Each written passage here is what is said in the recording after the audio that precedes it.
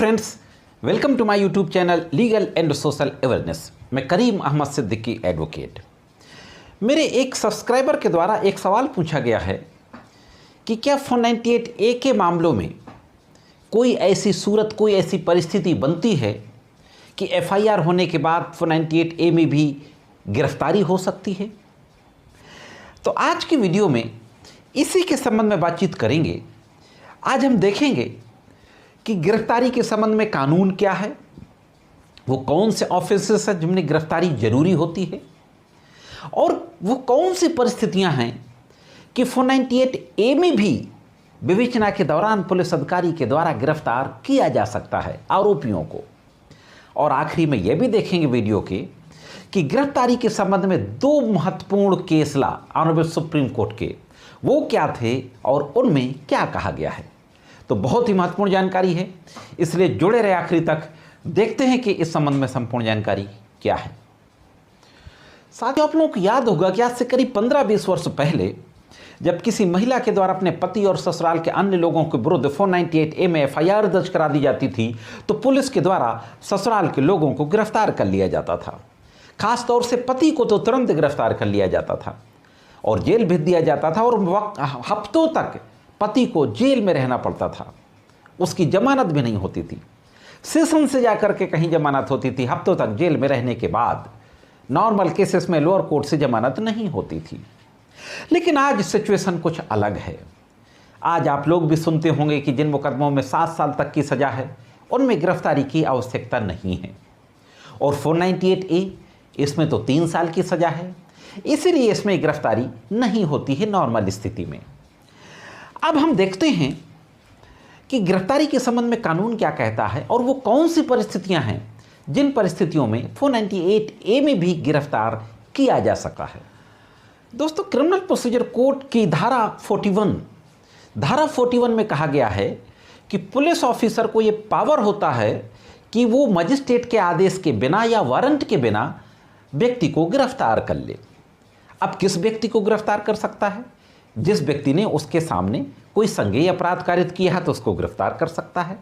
अगर कहीं से सूचना मिलती है कि उसने संज्ञेय अपराध कारित किया है तो उसको भी गिरफ्तार कर सकता है।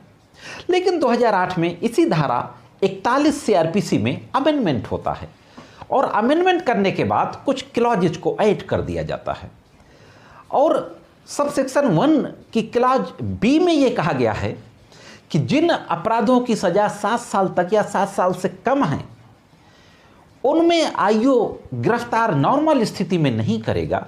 उनमें गिरफ्तार करने के लिए कुछ स्थितियां यानी कुछ शर्तों को मेंशन कर दिया जाता है।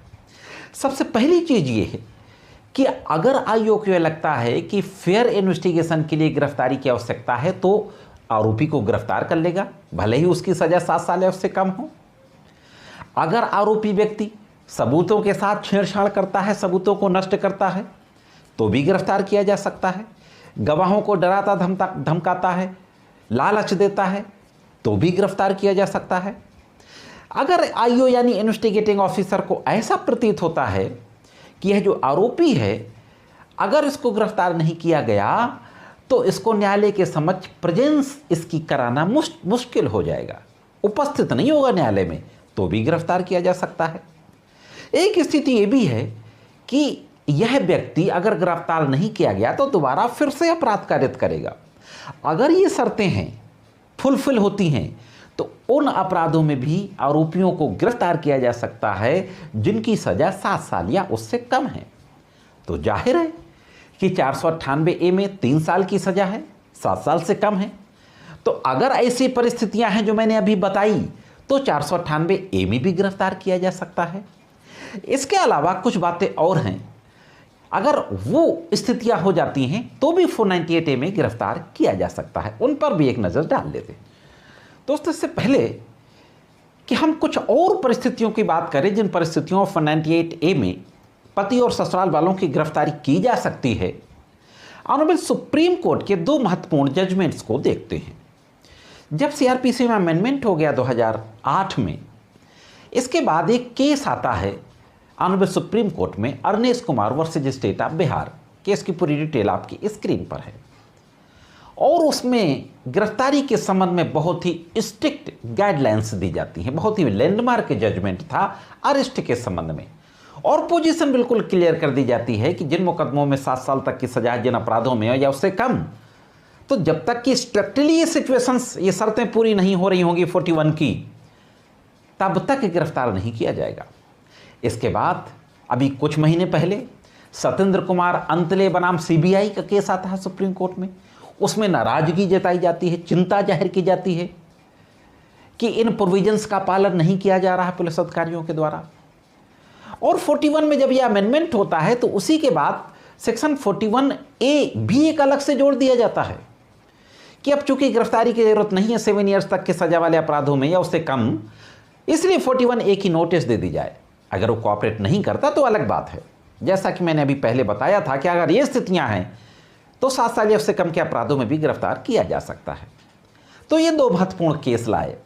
सत्येंद्र कुमार अंतले में मैं ऑलरेडी एक वीडियो बना चुका हूं। इस वीडियो के आई बटन में इसका लिंक दे दूंगा, आप उसे भी डिटेल में जाकर के देख सकते हैं। अब हम बात करते हैं 41 में जो शर्तें हैं सीआरपीसी में, उन शर्तों के अलावा भी 498A में क्या ऐसे कोई हालात हैं कि गिरफ्तारी हो सकती है। दोस्तों, पिछले करीब 10 वर्षों से, जब से यह अमेंडमेंट हुआ और जब से अरनेश कुमार का केस आया, वो गाइडलाइंस आई अरेस्ट के संबंध में कि 7 सालों से कम के अपराध की सजा में गिरफ्तारी की आवश्यकता नहीं है, तब से एक ट्रेंड और चल गया। यह चर्चा तो आप देख ही रहे हैं पिछले 10 सालों से बहुत तेज हो रही है कि 498A का मिसयूज हो रहा है। और मैं सुप्रीम कोर्ट के सैकड़ों जजमेंट हैं, मैंने भी कई जजमेंट्स पे कंसिस्टेंटली वीडियोस बनाए हैं, आप तक जानकारियां पहुंचाई हैं। तब से एक और ट्रेंड चल गया कि साथ में 377 का भी सेक्शन लगाया जाने लगा, अननेचुरल सेक्स का। इसमें 10 साल तक की सजा है, इसलिए लगाया जाने लगा कि अरेस्टिंग हो सके। दूसरा, 313 आईपीसी की धारा भी लगाने जाने लगी, मिसकैरेज, कि पति या ससुराल के लोगों ने मेरे साथ मारपीट की, मेरे पेट में लात मार दिया, कुछ घूंसा मार दिया या मुझे गिरा दिया डेलिबरेटली, जिससे मेरा बच्चा मिसकैरेज हो गई। 313 में भी 7 साल से ऊपर की सजा है। तो ये धाराएं लगाई जाने लगी जिससे गिरफ्तारी की जा सके। 354 महिला के साथ छेड़छाड़ की भी धारा लगाई जाने लगी, पति के अलावा ससुराल के और लोगों को, चाहे वो जेठ हो चाहे देवर हो, इवन ससुर के ऊपर भी ये आरोप इस तरीके के लगाए जाने लगे।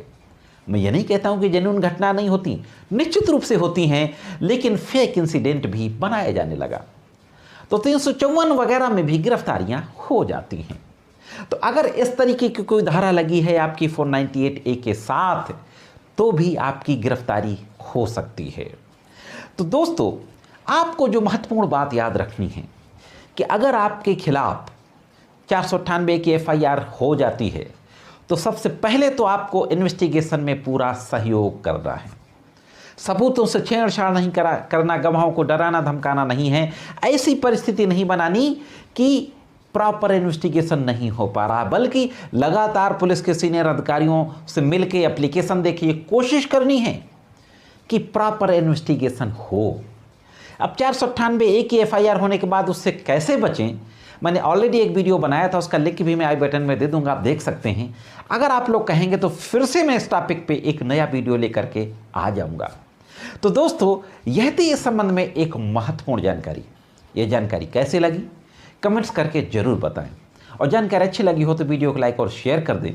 और अगर आप वीडियो को पहली बार देख रहे हो, मेरे चैनल में नए हो, तो चैनल को सब्सक्राइब करके बेल बटन को हिट करके ऑल पे सेट कर दें। आज की वीडियो में सिर्फ इतना ही। मिलते हैं किसी अन्य वीडियो में कानून की कुछ अन्य जानकारियों के साथ। तब तक कानून की विभिन्न तरीके की जानकारियों के लिए देखते रहें लीगल एंड सोशल अवेयरनेस।